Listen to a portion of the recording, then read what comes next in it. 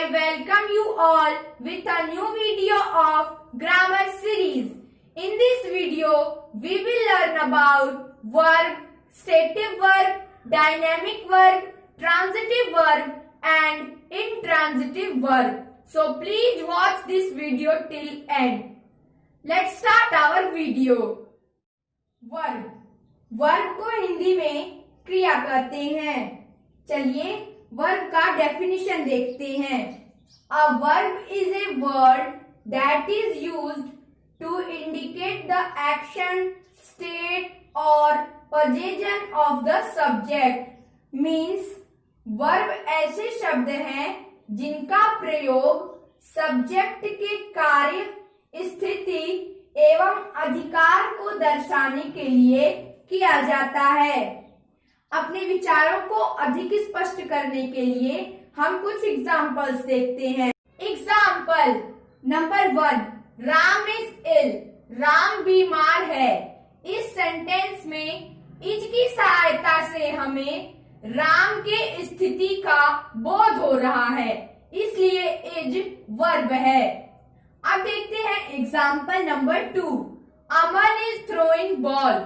अमन ball फेंक रहा है. इस सेंटेंस में थ्रोइंग की सहायता से हमें अमन के द्वारा किए गए कार्य का बोध हो रहा है, इसलिए थ्रोइंग भी वर्ब है. Example number 3. Virat has a pen. Virat के पास पेन है. इस सेंटेंस में हैज की सहायता से हमें विराट के अधिकार का बोध हो रहा है, इसलिए हैज भी वर्ब है. Stative verb. चलिए स्टेटिव वर्ब का डेफिनेशन देखते हैं. The verb which is used to describe the state और position of the subject. Means stative verb का प्रयोग सब्जेक्ट की स्थिति एवं अधिकार को दर्शाने के लिए किया जाता है. Examples of stative verb. Example number 1. Radha has a pencil. Radha के पास पेंसिल है. इस सेंटेंस में हैज स्टेटिव वर्ब है, क्योंकि हैज की सहायता से हमें सब्जेक्ट के पोजीशन मीन्स सब्जेक्ट के अधिकार का पता चल रहा है. अब देखते हैं example number 2. He is a doctor. वह एक डॉक्टर है. इस सेंटेंस में इज एक स्टेटिव वर्ब है, क्योंकि इज की सहायता से हमें सब्जेक्ट की स्थिति का बोध हो रहा है. अब हम जानेंगे डायनेमिक वर्ब के बारे में. चलिए डायनेमिक वर्ब का डेफिनेशन देखते हैं. The verb which is used to describe the physical action of the subject. Means dynamic verb का प्रयोग सब्जेक्ट के कार्य को दर्शाने के लिए किया जाता है. Example number 1. My mother is cooking. मेरी माँ खाना पका रही है. इस सेंटेंस में कुकिंग डायनेमिक वर्ब है, क्योंकि कुकिंग की सहायता से सब्जेक्ट के एक्शन का पता चल रहा है. अब देखते हैं example number 2.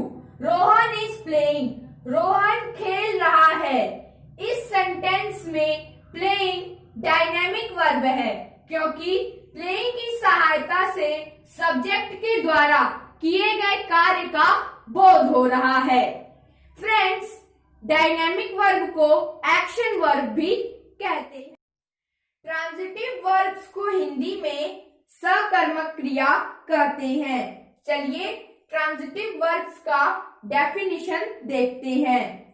Verbs that need objects to complete their meaning are called transitive verbs.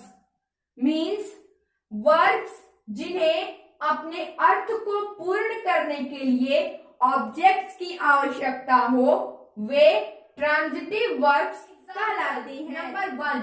Ram is reading maths book.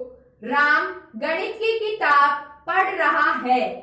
इस सेंटेंस में रीडिंग वर्ब है और मैथ्स बुक ऑब्जेक्ट है। इस वर्ब को अपना मीनिंग कंप्लीट करने के लिए ऑब्जेक्ट की जरूरत है, इसलिए reading transitive verb. Example number 2, she played the piano, उसने पियानो बजाया। इस सेंटेंस में प्लेड वर्ब है और द पियानो ऑब्जेक्ट है। प्लेड को अपना अर्थ पूर्ण करने के लिए ऑब्जेक्ट की जरूरत है, इसलिए प्लेड ट्रांजिटिव वर्ब है। ट्रांजिटिव वर्ब को हिंदी में अकर्मक क्रिया कहते हैं।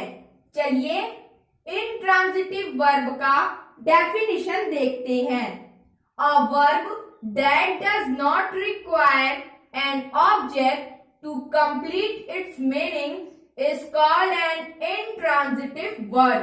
Means वर्ब जिसे अपने अर्थ को पूर्ण करने के लिए ऑब्जेक्ट की आवश्यकता नहीं होती, उसे intransitive verb कहते हैं। अब देखते हैं example number 1, Shyam is reading, Shyam पढ़ रहा है। इस सेंटेंस में रीडिंग इंट्रांजिटिव वर्ब है, क्योंकि इसे अपना अर्थ पूर्ण करने के लिए किसी ऑब्जेक्ट की जरूरत नहीं है।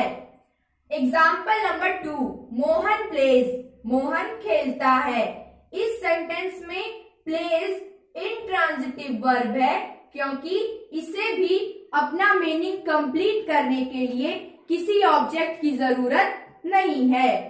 अब देखते हैं example number 3, the girl smiled. इस सेंटेंस में स्माइल को हम इंट्रांजिटिव वर्ब कहेंगे, क्योंकि इसे भी अपना अर्थ पूर्ण करने के लिए किसी भी ऑब्जेक्ट की आवश्यकता नहीं है। आज के वीडियो के लिए यहीं तक। नेक्स्ट वीडियो में हम नए टॉपिक्स के साथ फिर मिलेंगे। Thanks for watching.